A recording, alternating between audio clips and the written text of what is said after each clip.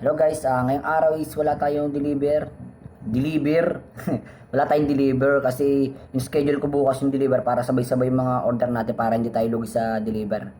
Ngayong araw is ang ginagawa ko lang ay gumagawa ko ng mga strategic plan natin para sa susunod na hakbang sa ating business.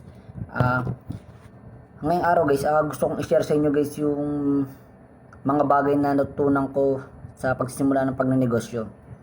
Mga realization na natutunan ko dito. Ito yung 5 bagay na natutunan ko sa pagnenegosyo. Una guys, ang pagnenegosyo pala is hindi ganun kadali.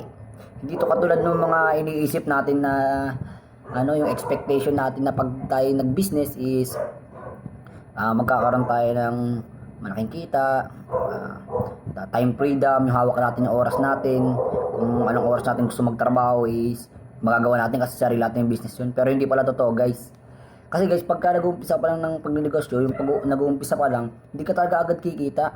Hindi mo pa agad makikita yung benta mo, yung kung kumikita ka nga ba. Kasi guys, pag nag-uumpisa ka pa lang, parang nag-i-invest ka pa lang dyan eh.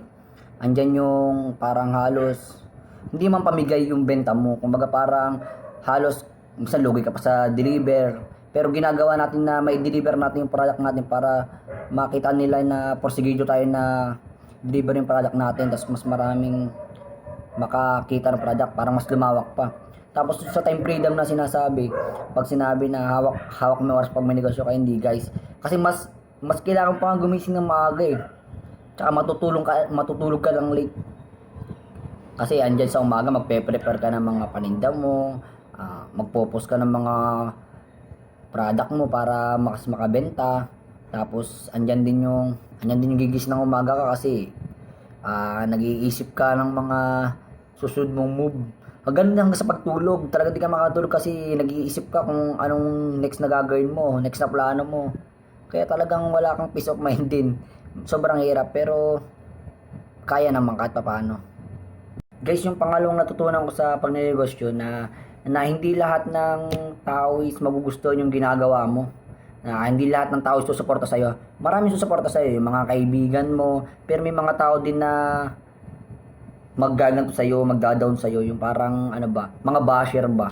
Di talaga nawawala yun. Kasi yung mga tao na mga takot na nalalamangan sila. Tapos parang nakikringe sila sa'yo dahil ginagawa mo yung mga bagay na yun. Kasi di nila alam yung nasa sa loob mo eh. Yung kung bakit mo ba ginagawa yun. Ay naisip lang nila para kang tanga. Ba't mo ginagawa yan? Nagsasalita ka ng salita niya na wala man nanonood sa'yo. Hindi mawawala yun guys. Pero huwag kayong magpapa-apekto sa mga ganong bagay guys. Kasi ikaw ang nakakaalam sa sarili mong plano. Huwag mo silang isipin. Diretso ka lang dun sa plano mo, sa goal mo. Diretso ka lang dun. Huwag mo silang iisipin. Tapos guys, yung pangatlong natutunan ko guys is kailangan mo maging makapal ang mukha. Totoo yun. Kasi pag pahiya-hiya ka, di ka makakabenta ng ayos. Tapos di mo magagawa yung mga diskarte mo. Katulad ng halimbawa yung paggagawa ng mga video dito sa social media. O minsan nagtatransform tayo kung anong itsura, di ba? Medyo nakakahiya yun. Pero hindi siya nakakahiya talaga, totally nakakahiya. Ginagawa mo yun para maka-attract ka ng mga customer, para maka-attract ka ng mapukaw mo yung isipan nila, tapos basta tumatak sa utak nila yung yung ginagawa mo, yung business mo, yung produkto na pine-present mo sa kanila. Kaya wag mong iisipin na nakakahiya yun. Tsaka number 4 guys is yung dapat confident ka.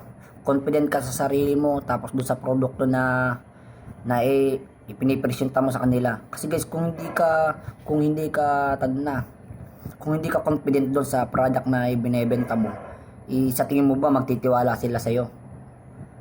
Sa tingin mo ba bibili sila sa'yo kung mismo ikaw dinadown mo yung product mo? Kaya dapat guys, ikaw ang unang maniniwala sa produkto mo. Ikaw ang unang magpapatunay sa kanila na solid yung produkto mo, na sulit yun pag binili nila. Number 5 guys, na ang panglimang natutunan ko guys is huwag kang mahihiyang magtanong. Huwag kang mahihiyang maging baguhan. Huwag kang mahihiyang magtanong doon sa mga taong nakikita mo na ginagawa na yung katulad halos same ng business mo. Huwag kang mahihiyang humingi ng impormasyon sa kanila. Kasi makakatulong din yung guys sa pag-grow ng iyong business na sinisimulan. Kasi lahat naman tayo, di ba? pa nag-uumpisa, hindi pa natin sobrang pulido yung ginagawa natin.